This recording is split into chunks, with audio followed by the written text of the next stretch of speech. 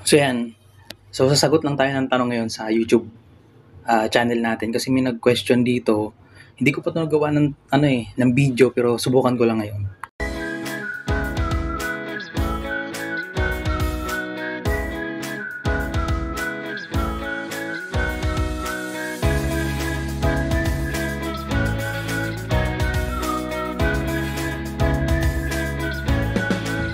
So nagtanong dito si ano ba pangalan nito? So silipin ko lang yung channel niya.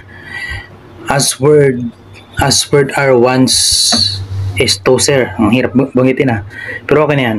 So sabi niya dito, Kuya, bakit po pag nag-charge po ako ng official charger ng nagsi-safe charging po, hindi po siya nagpapasya how to fix?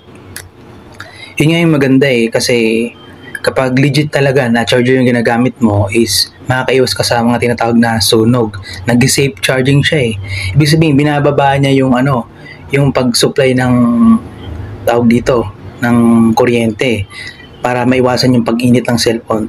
Alam mo ba kung bakit nag-safe charging yan? Kaya nag-safe charging, nakakadetect kasi siya ng init sa mismong cellphone niya. Yan. Bakit ba umiinit? Siguro pinatong mo siguro sa mga higaan, mga foam, sopa, mga unan, mga tela. Iinit talaga yung likod ng phone.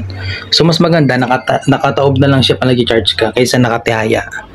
Nakataob. Di kaya itagilid mo lang. Di kaya sa mga tiles, sa mga sahig, doon mo ilagay. Yan. Kaya naman po nag-activate ang safe charge kasi naka-on po yung AI Smart Charge. Yan. So saan ba yung makikita? So punta ka lang sa phone settings. Then hanapin mo yung battery lab. Click mo yung charge. Yan, yung AI Smart Charge naka-on, i-off mo lang kung ayaw mo talagang nag-save charge yan. I-off mo na lang yan.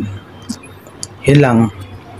Yan, so yun lang, sinagot ko lang. Sumaigil lang ang video na to. 1 minute lang yata to Yan, 2 minutes.